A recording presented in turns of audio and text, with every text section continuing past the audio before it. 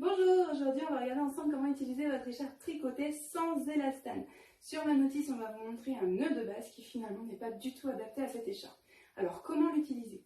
Déjà, comment repérer si votre écharpe contient ou non de l'élastane? Vous regardez sur l'étiquette de composition, si c'est du 100% coton et que vous voyez que c'est extensible, vous êtes sur une écharpe tricotée sans élastane. Sinon, au niveau de sa largeur, vous allez pouvoir voir si votre écharpe s'étire. Normalement, elle s'étire beaucoup. Si elle s'étire très peu dans le sens de sa longueur, vous êtes sur une écharpe tricotée sans élastane.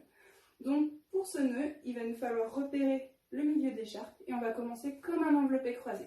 Le milieu sur la poitrine et je viens remonter mon tissu sur mon épaule opposée. Je regroupe mon tissu et je fais pareil de l'autre côté.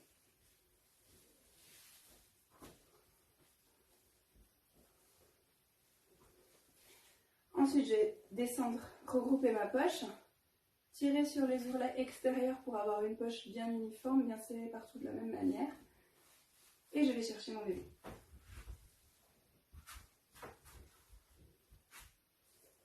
Donc je viens porter bien en soutenant par toute la base sur une épaule et avec l'autre main, je viens passer ma main sous la corde pour récupérer ses pieds.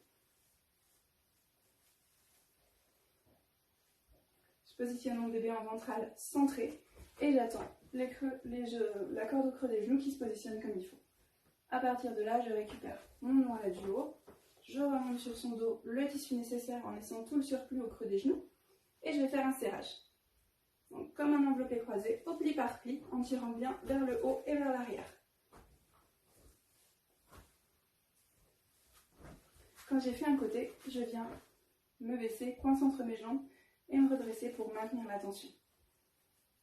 Et je vais faire l'autre côté.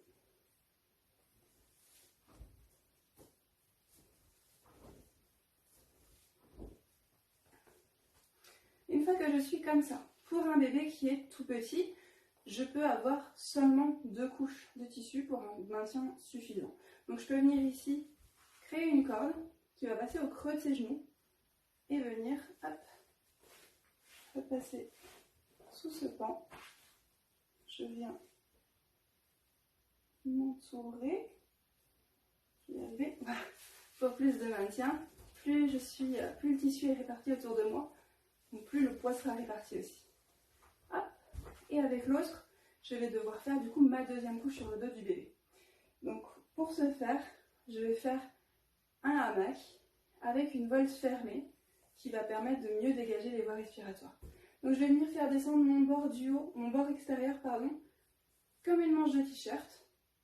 Et je viens le récupérer dessous pour venir l'aligner au niveau de la nuque de mon bébé. Ici, je garde ma tension, donc je vais venir regrouper tout mon surplus de tissu, tirer et le coincer au creux du genou. Et là, je vais regrouper mon tissu en faisant des plis d'accordéon. Par contre, c'est bien le tissu qui remonte vers ma main. Ce n'est pas ma main qui descend regrouper le tissu. Ça permet, voilà, on voit bien de créer toutes les lignes de tension sur le dos du bébé. Voilà. Une fois que j'ai fait ça, je retourne autour de moi. Je reviens bien me déployer. Hop. Et je fais mon double nœud. Donc toujours en décalé pour ne pas avoir d'appui sur l'utérus. Voilà. Donc j'ai bien 2 couches nécessaires pour un bon maintien, quelque chose de sécurisé. Comme mon enfant va commencer à être un petit peu lourd, ces 2 couches ne vont pas suffire. Il va falloir rajouter une 3e couche. Donc du coup, je vais récupérer ma tension ici. Finalement, ce pan-là que j'ai utilisé en corde, je vais venir le déployer de la même manière pour avoir quelque chose de symétrique. Donc, hop, je descends en manche de t-shirt et le tissu va passer dessous pour venir s'aligner sur la nuque. Mon surplus ici. Voilà. Ça, j'ai pas de pli sur le dos du bébé. Et je regroupe.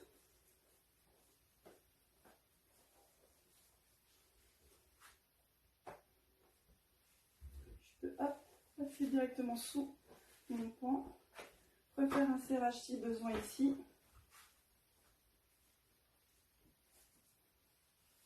Et venir m'entourer, coince entre mes jambes et je refais la même chose de l'autre côté.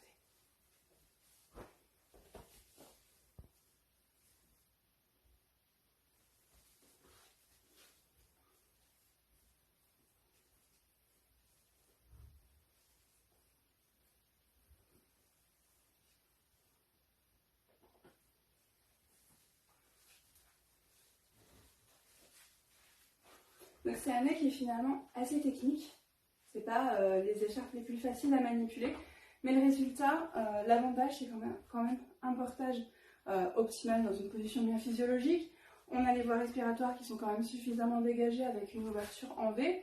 On a le poids qui est quand même plutôt bien réparti autour du corps du porteur. Et on a vraiment un portage optimal au niveau de ces écharpes-là.